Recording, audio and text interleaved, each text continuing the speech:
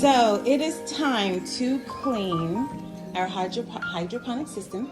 We have the Lettuce Grow Farmstand, and these are our beautiful plants that are pretty much done. I mean, I'm gonna eat them up, but I have some more growing. This is Thai basil. It's not done, and it started to flower. I mean, it's so beautiful. But yeah, here's our plants. My husband is taking things apart. I'm purposely not putting him in there because I'm pretty sure he didn't want to. So I'm gonna have to, we have so much to do. We have a lot of cleaning to do today. Also gonna be cleaning this beautiful arrow garden that is so overgrown.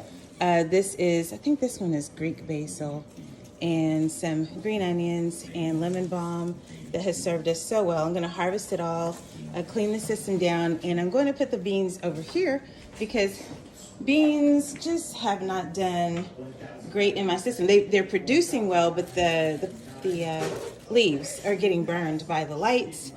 There's no disease. There's nothing wrong with the plant. That's just it. Everything else is doing great. But I've noticed peas and beans, it seems as though the light is a little too warm for it. So anyway, I'm going to take you guys back to the tub where I'm showing you where we're gonna clean the system. All right, so I'm not running a bath. This is actually the kids' bath as we take showers. So I cleaned it out really good. And this is where it's all gonna go and take a nice, lovely bath. The chemicals that I use, actually I don't use harsh toxic chemicals on anything, nothing at all. This is what I use for everything. Dishes, bubble bath, cleaning our system. But the only thing is I'm going to add to this citric acid. So why am I doing that? Because we are a household that we don't use harsh chemicals. We don't use bleach, nothing like that. We have disinfectants that are completely all natural, non-toxic. They will not hurt you. They will not kill you. And that's what we use in our house. It even kills viruses, bacteria, and COVID. Not this particular one, but our disinfectant does. But citric acid is plenty effective for breaking down anything with in this particular system without it being harsh or abrasive. And so here's a few of the pieces. This nice little cruddy thing, those are roots and things that got stuck in there. And so my husband's he's just taking it all apart, and I'm gonna toss them into the tub. Yeah. And here's the citric acid. Got it right off of Amazon. And I'm just gonna scoop it out with my hand, but about a cup, or maybe a couple handfuls. Maybe 3 handfuls. Maybe about a cup and a half is what let's do 2 cups. Why not? Wouldn't hurt. It won't hurt. And I'm gonna just mix that around in the water. I'm gonna use the top part of the system to help me kind of move it around. It's already seeing some help here. I'm gonna need a little bit more water. And then I'm gonna show you a cool thing that we do to accelerate the cleaning process so it's not so difficult to scrub. Thanks, hon. So I realized I need to make sure that everything is completely submerged so it can soak for a little bit with the water and the citric acid and the soap. And so just filling it up some more with water. And of course, like I said, if you have maybe a couple of tubs in your house, you could do this. It's really not hard. It's just a matter of pulling it together and just taking a little bit of time. So at the end, I'm going to show you the game changer that you're going to need to really clean it quickly after you soaked it for a little bit and let things work. I mean, you really don't have to soak it that long, actually. But I'll show you the tools that I use. And so here my husband is just using a little, what is that called, honey? Channel lock pliers. Channel lock pliers? That's what he's using. Just slightly open it. Because I think I put it on there pretty hard when I screwed it in pretty hard when I put it together. Look at all that nice milky water. I am putting together our game changer step here. So this is going to go onto that. And this is going to help me scrub. And there's another piece that just fell out. And now I got the package open. So there's all sorts of cool things, one of which is an extender so that you can give yourself a little bit more space. I'm going to need that as I go, further down into the tank. And of course, you would attach it to your drill. And then you have this attachment that you put on. It's a scrubber. This is the one I'm probably going to use the most. And here we are. Hi. All right. Sorry for the extreme close-up. Doing my best here, people. So, every piece needs to be cleaned. Soaking it, I feel, really helps, though. Soaking it helps quite a bit. So have you decided that we are going to pump it right out the door and just let it go? We have it on a rollable platform here. And so you just put the sump pump inside of the unit. I think you put it in the other way. Oh, so it tilt. Like you would put it inside that way. This way? The top part. Put it in through the top. And then, no, I'm saying that. Oh, yeah, well, that would work too. Turn it around. Yeah, you can do that. Yeah. I think that's the way Okay. it was done. It was showed to us to do. Okay.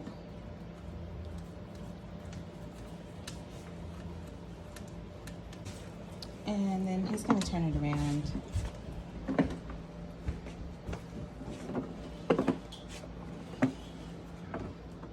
And at this point, we don't care where the water goes. How about that? So when you turn it on, this is a sump pump, just like what you would get in an aquarium store or something like that. It's down in there good. So it's going to come out. And this is actually how your system waters. Only there's a little cap that I showed you earlier that had a lot of mush in it. That little cap goes at the top. And the water disperses outward from the top. All right, and there it goes. All right, so I've already tried one just to make sure nothing was flying off the camera.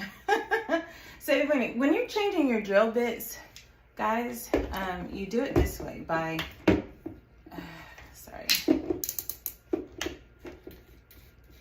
turning it and it comes out, and then you screw it back in that way.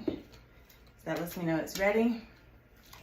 And so I'll get this, put a little water in it. Make sure you don't drop your drill into the water. That would really be bad. Soaking it has done wonders for it. A lot of this stuff has already kind of come off. And you can see there's a little bit of stuff here. A lot of it has come off just by soaking, like I said. Oops. Maybe I should take it out of the water.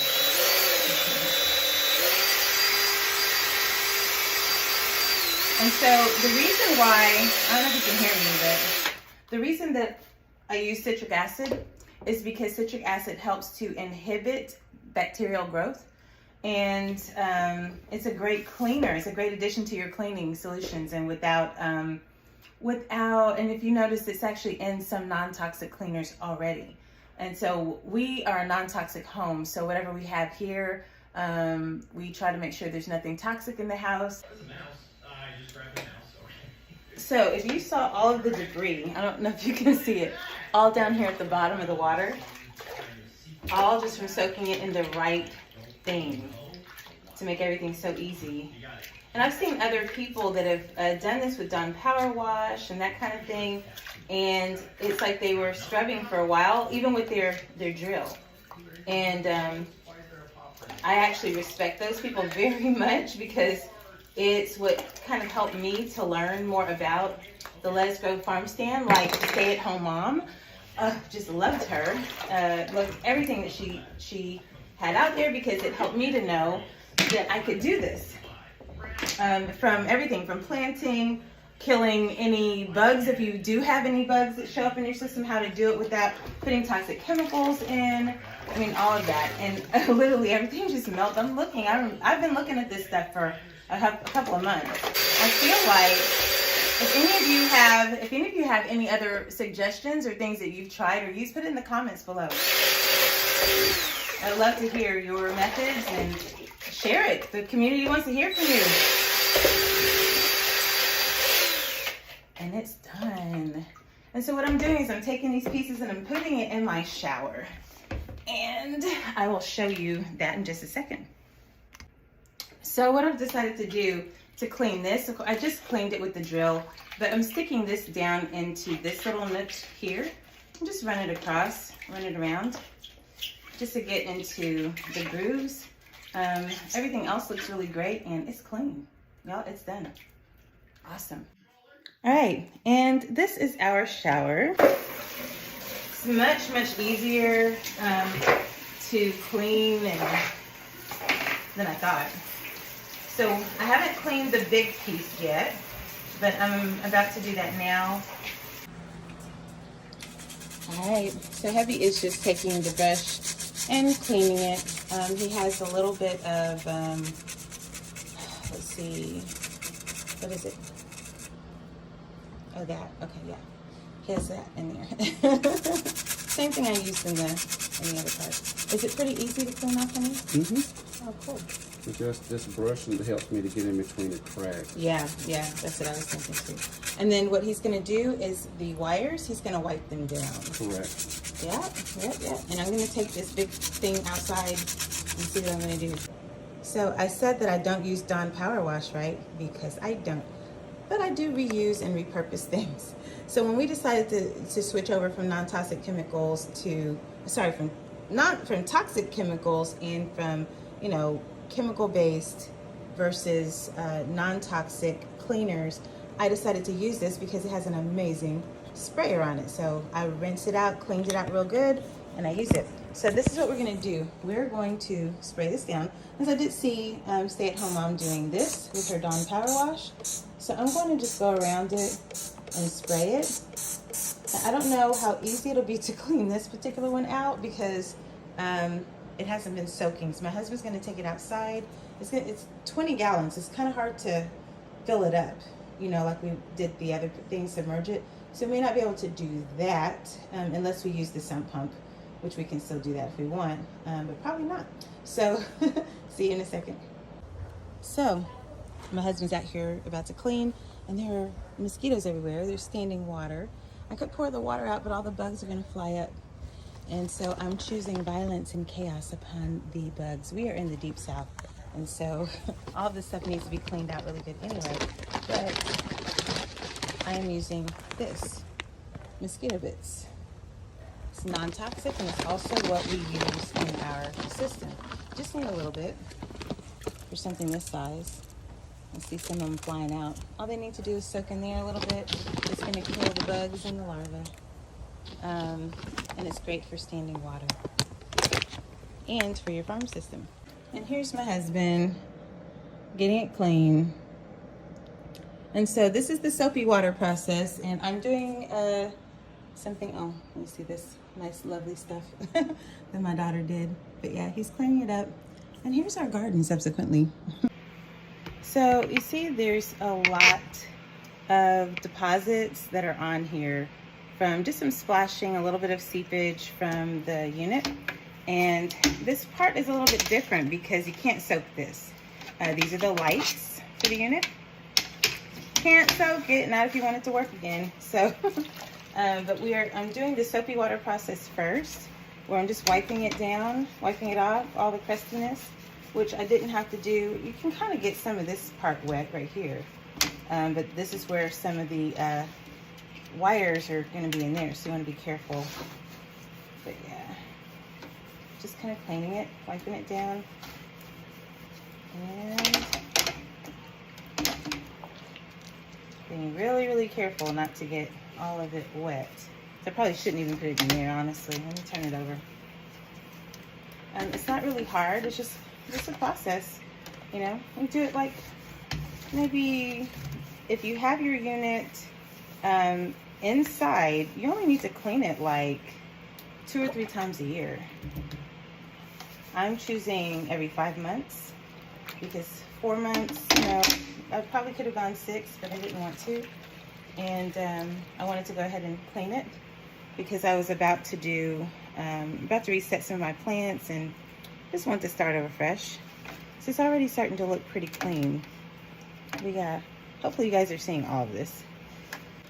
Like this piece right here. But this was on the outside of the unit, and something that could be cleaned off periodically. And like I said, I think I'm gonna start doing that. Makes it easier for the big cleanup.